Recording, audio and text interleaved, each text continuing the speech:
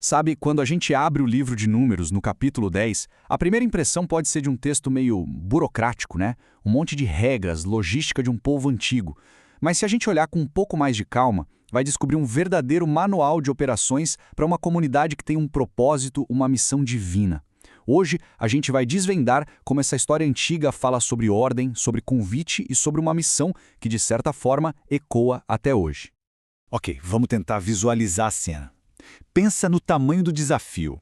A gente não está falando de uma excursão, mas de milhões de pessoas. Homens, mulheres, crianças, animais, todo mundo precisando se mover de um jeito organizado num lugar totalmente hostil, desconhecido. Como é que se garante que todo mundo receba a mesma ordem, ao mesmo tempo? Era um pesadelo logístico que, francamente, pedia uma solução que viesse do alto. E a solução de Deus foi genial na sua simplicidade, o som. O primeiro grande ponto que a gente vai ver nesse capítulo é justamente a criação das trompetas de prata. Elas eram a ferramenta perfeita para colocar ordem e criar uma comunicação clara no meio daquele caos do deserto. E não eram instrumentos para fazer música não. O negócio era funcional. Feitas de prata batida, o propósito delas era bem prático, ser o sistema de comunicação em massa da época. O som tinha que ser único, inconfundível, uma linguagem que todo mundo, do líder mais importante à pessoa mais simples, pudesse entender na hora e reagir junto, em uníssono. E o mais interessante é como esse sistema era sofisticado. Por exemplo, um toque nas duas trombetas ao mesmo tempo era o chamado geral, para a comunidade inteira se juntar lá na tenda do encontro. Agora, se só uma trombeta tocasse, aí a convocação era para os líderes, os chefes dos clãs. E ainda tinha os toques de alerta, que eram os sinais para levantar acampamento e começar a marchar, tribo por tribo, numa ordem certinha. Era um sistema de comando e controle super eficaz. Mas a função dessas trombetas ia muito além da logística do dia a dia. Esse versículo aqui mostra a importância espiritual delas. Em tempos de guerra, o som não era só um chamado para a batalha. Era, na verdade, um apelo direto a Deus, um ato de fé para que ele se lembrasse do seu povo e garantisse a vitória. E a mesma coisa valia para os dias de festa. O som virava um memorial, um sinal de alegria e gratidão diante de Deus.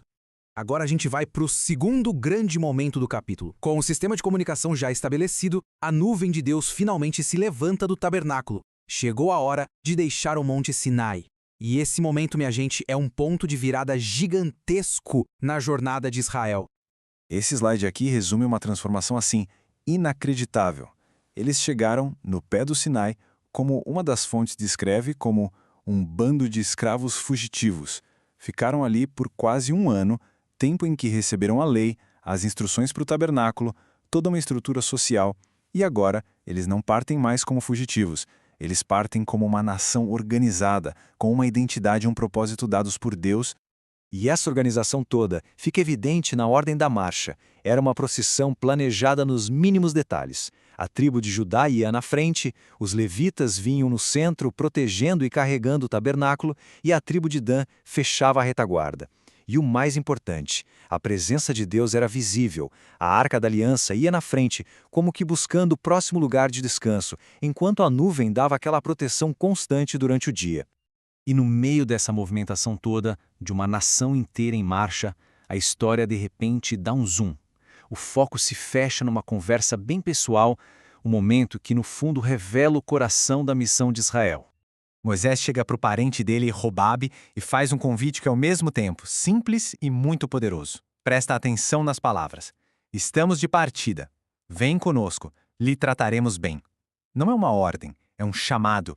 Um convite para participar das bênçãos que Deus tinha prometido. É a missão começando ali, no 1 a 1. A primeira resposta do Rubabê é não, ele quer voltar para a terra dele. Mas Moisés insiste. E aqui a gente vê uma motivação dupla. Claro, tem a necessidade prática. A experiência que o Rubabê tinha do deserto era super valiosa, ele seria um ótimo guia. Mas tem também um desejo genuíno de que ele e a família dele fizessem parte da comunidade, que também recebessem o bem que Deus ia dar. Então, o ponto central é esse aqui. Essa conversa não é só um detalhe histórico. Os comentaristas que a gente consultou apontam que ela resume a essência da missão de Israel. A nação foi organizada e guiada por Deus não só para si mesma, mas para ser uma luz, para ser um convite para que outros povos também se juntassem a ela nessa jornada rumo à promessa. E isso tudo nos traz para a aplicação final. Como é que essa história de trombetas e convite lá no deserto se conecta com a gente hoje? As fontes que analisamos traçam um paralelo direto e muito poderoso. Olha que interessante. Assim como Israel tinha a missão de convidar pessoas como o Robabe para a jornada, as fontes argumentam que a missão da igreja hoje é fazer soar uma trombeta diferente, a trombeta do Evangelho. O objetivo, no fundo, é o mesmo: anunciar as boas novas e convidar todo mundo para uma jornada de fé, uma jornada que aponta para a promessa da vinda do Senhor. E aqui, tudo se conecta.